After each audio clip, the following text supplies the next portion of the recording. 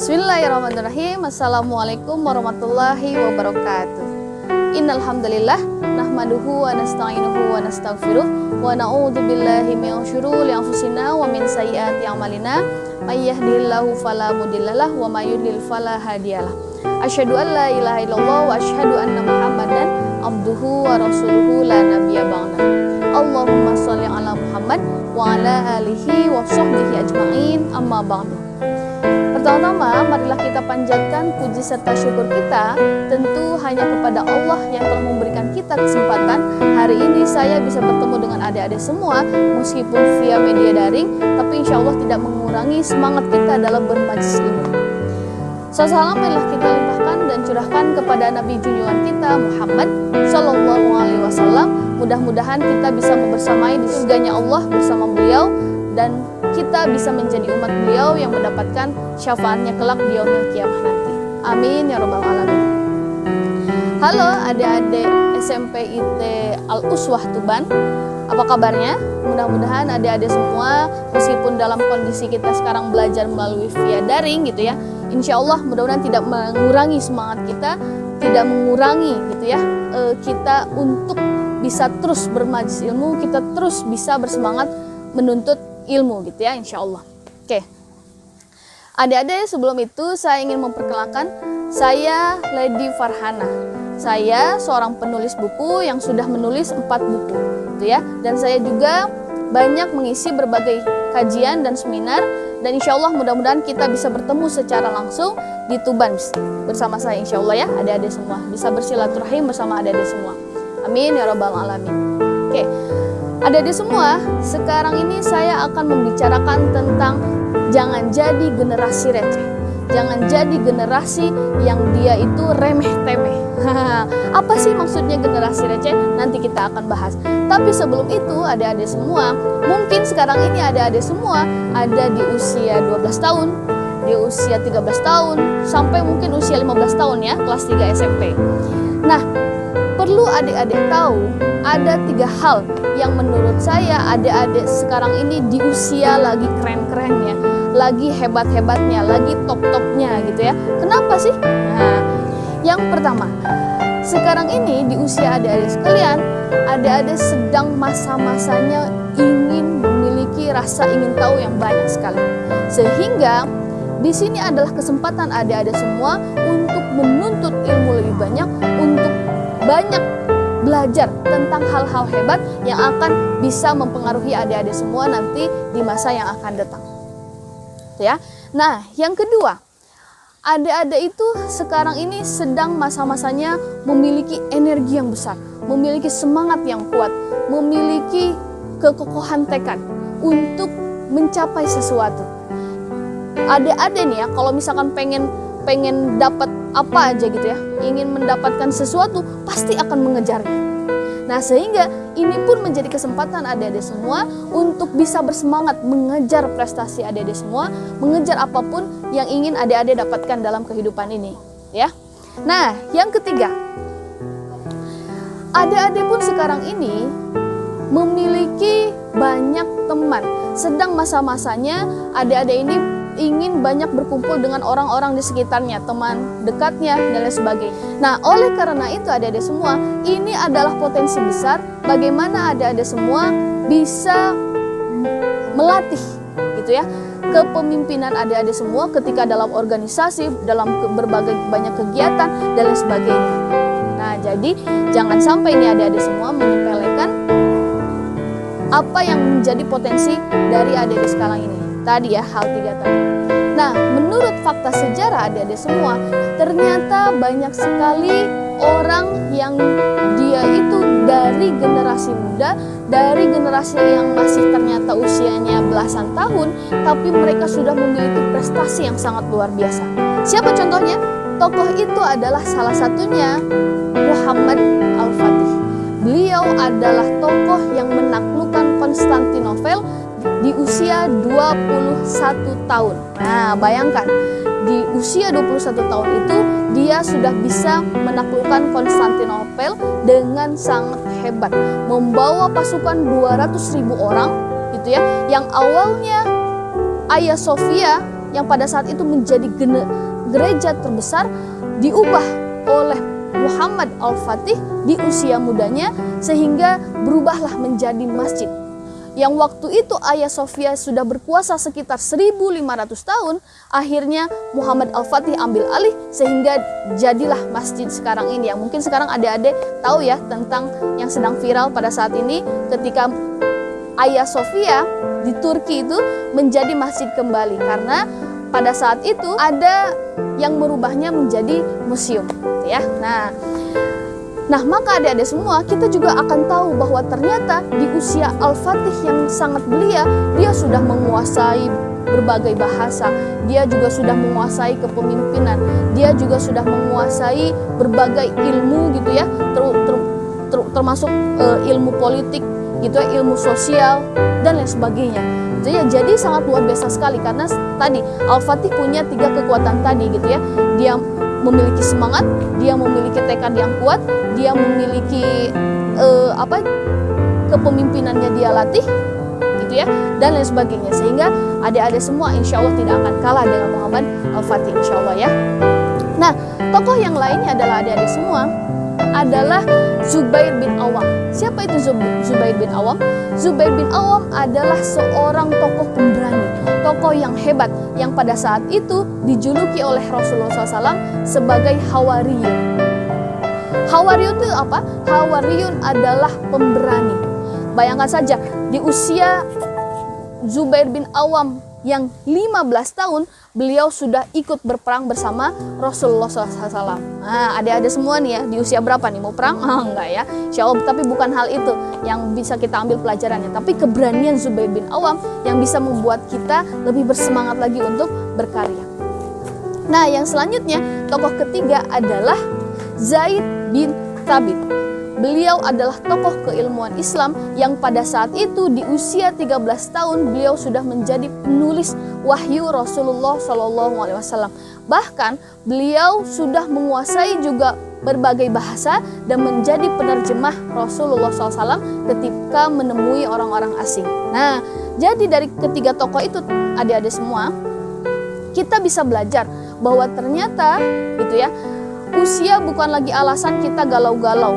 Usia bukan lagi alasan kita menjadi generasi recehan yang dia itu hanya menghabiskan waktu game-gamean, hanya menghabiskan waktu untuk scrolling gitu ya, scrolling media sosial, atau misalkan banyak dihabiskan dengan waktu-waktu yang tidak bermanfaat lainnya, gitu ya, nongkrong-nongkrong kah, berpacaran lah, halah, itu bukan generasi hebat. Itu adalah generasi receh, generasi yang tidak punya makna apa-apa. Nah, saya yakin adik-adik di SMP IT Al-Uswah bisa menjadi generasi hebat seperti generasi-generasi yang terdahulu. Nah, maka adik-adik semua, saya memiliki 5 kiat supaya adik-adik semua bisa tambah hebat, bisa tambah berkembang, bisa tambah menjadi orang yang bisa seperti generasi yang sudah saya ceritakan tadi di awal, ya. Yang pertama adik-adik semua, yang harus kita siapkan adalah adik-adik harus memiliki cita-cita yang kuat. Mempersiapkan apa sih yang mau dijadikan cita-cita oleh adik-adik semua nanti ke depannya di masa yang akan datang. Seperti yang tertera dalam Quran surah Al-Hasyr ayat 18 itu disampaikan, ya ayyuhalladzina amanu taqullaha wal tangdur nafsum ma qaddamat selighad. Ayat itu menjelaskan kepada kita bahwa wahai orang yang beriman. Siapa yang orang beriman itu? Kita itu ya. Hendaklah di antara kalian itu mempersiapkan apa yang ingin kita dapatkan, ingin yang kita harapkan di kemudian hari. Jangan sampai hidup kita itu mengalir begitu saja seperti air gitu ya. Kita tidak memiliki tantangan apa-apa, sehingga kita menjadi generasi yang tadi yang sudah saya sampaikan, menjadi generasi yang receh. Nah, jangan sampai seperti itu gitu ya. Tapi bagaimana kita harus mempersiapkan masa depan kita, mempersiapkan apapun yang ingin kita dapatkan. Misalkan adik-adik pengen jadi dokter, ayo kejar. Adik-adik pengen jadi arsitektur, nah kejar itu semua. Ingin jadi ulama, ayo semangat belajarnya gitu ya. Seperti Imam Syafi'i, beliau mengatakan kalau kita tidak berlelah-lelah dalam menuntut ilmu, maka kita akan lelah juga ketika nanti dalam kebodohan, gitu ya. Nah, jangan sampai kita menjadi orang yang seperti itu. Yang kedua, adik-adik semua, kita juga harus melatih kepemimpinan kita. Dengan cara apa? Coba adik-adik semua ikut berbagai organisasi yang ada di sekolah. Coba adik-adik semua ikut berbagai kegiatan apapun itu ketika berada di sekolah nanti ya. Nah, karena ketika kita ikut di berbagai organisasi itu, kita akan melatih tanggung jawab kita sebagai seorang pribadi. Kita akan menjadi orang yang jujur, kita menjadi orang yang amanah, kita menjadi orang yang tegar, bisa menghadapi masalah dan sebagainya. Nah, itu akan melatih kita nanti ketika berada di organisasi. Maka ikut ya, jangan lupa di organisasi. Yang ketiga, adik-adik semua, kita juga harus memperbanyak ilmu. Kita harus memperbanyak ilmu kita dengan banyak membaca buku. Jadi dari mulai sekarang adik-adik semua jangan cuma baca WA, jangan cuma baca media sosial, Facebook, Instagram dan sebagainya. Bukannya nggak boleh, boleh. Tapi itu hanya sekedarnya saja. Tapi yang harus lebih banyak adik-adik semua lakukan adalah bagaimana adik-adik semua bisa menghabiskan waktu dengan membaca buku, dengan berbagai hal yang lebih bermanfaat untuk menambah kapasitas keilmuan kita. Jangan sampai kita malah jadi orang yang nggak tahu gitu ya. Bagaimana cara menghadapi masalah, bagaimana kita bisa lebih positive thinking dan lain sebagainya. Nah, itu dengan kita membaca buku, segudang ilmu itu bisa memberikan kita kepahaman, kebaikan yang insya Allah akan bermanfaat di masa yang akan datang. Nah, yang keempat adik-adik semua, coba latih soft skill yang adik-adik semua bisa. Apa itu? Misalkan soft skill menulis, atau misalkan soft skill public speaking, atau misalkan adik-adik suka bersosialisasi, soft skill bersosialisasinya kita tingkatkan lagi dengan mengikuti berbagai kegiatan kemasyarakatan, atau misalkan kegiatan bakti sosial dan lain sebagainya gitu ya. Kenapa ini penting? Ini penting untuk mengasah nanti ke depannya adik-adik semua bisa lebih menghadapi masa depan adik-adik semua, dan itu akan lebih bermanfaat untuk adik-adik kelak semua gitu ya. Nah, yang kelima adik-adik semua, coba dari mulai sekarang adik-adik cari tahu. Coba adik-adik semua baca buku, coba searching tentang tokoh-tokoh Islam, tentang tokoh-tokoh muda Islam yang mereka bisa menginspirasi, yang mereka bisa mengubah peradaban, yang mereka bisa memberikan semangat bagi kita untuk bisa lebih baik lagi. Kenapa? Karena mereka sudah teruji secara pribadi, secara kepemimpinan, secara track record, secara dia belajar menuntut ilmu dengan penuh kesabaran, tekad dan sebagainya, sehingga itu akan memberikan pula kita inspirasi untuk bisa sama seperti beliau-beliau itu. Tentu kita pula mengidolakan Rasulullah Shallallahu Alaihi Wasallam, dan setelah itu para sahabatnya, para tabiinnya, para orang-orang solih gitu ya, yang bisa memberikan pula semangat yang sama kepada kita semua karena kekuatan iman yang ada, yang membara dalam diri mereka. Coba kita kasih contoh nih, salah satu yang menuliskan buku nih ya, 40 hadis yang disebut buku Arba'in, itu beliau merangkum hadis pilihan sebanyak 40 dari hadis sahih. Tapi hadis Arba'in itu dibaca sampai sekarang oleh umat manusia. Bayangkan ya, pahala mengalir kepada Imam Nawawi sampai saat ini, sampai detik ini, seluruh dunia membaca hadis Arba'in itu, sehingga bisa terus mengalir pahalanya kepada Imam Nawawi. Nah, maka adik-adik semua, kita pun bisa seperti beliau-beliau. Kita pun bisa memberikan inspirasi untuk orang-orang di sekitar kita, untuk umat manusia. Kita bisa memberikan kemanfaatan, gitu ya. Dari kita mencontoh apapun yang ada dari tokoh-tokoh yang bisa kita kenal, terutama tokoh-tokoh Islam yang betul-betul sudah teruji gitu ya, beliau-beliau itu. Nah, maka adik-adik semua, yuk sekarang tidak ada waktunya kita menjadi generasi receh. Gak ada lagi kita waktunya menjadi generasi yang galau-galauers gitu ya. Yuk dari mulai sekarang teladan kita utamakan adalah teladan tokoh-tokoh Islam, tokoh-tokoh muda Islam, tokoh-tokoh yang bisa menginspirasi kita, terutama Rasulullah SAW yang harus menjadi uswatun hasanah dalam kehidupan kita. Jangan sampai tokoh-tokoh idola kita itu misalkan yang ada di drama Korea, jangan sampai artis-artis, jangan sampai orang-orang yang bisa bikin kita galau lah gitu ya, yang bikin kita nggak bersyukur. Kenapa sih artis ini bisa membeli mobil, kenapa keluarga saya nggak punya? Kenapa sih si B itu bisa, misalkan si ABC dan sebagainya bisa membeli HP yang gonta-ganti dan sebagainya, tapi kita nggak bisa. Nah, jangan sampai kita seperti itu.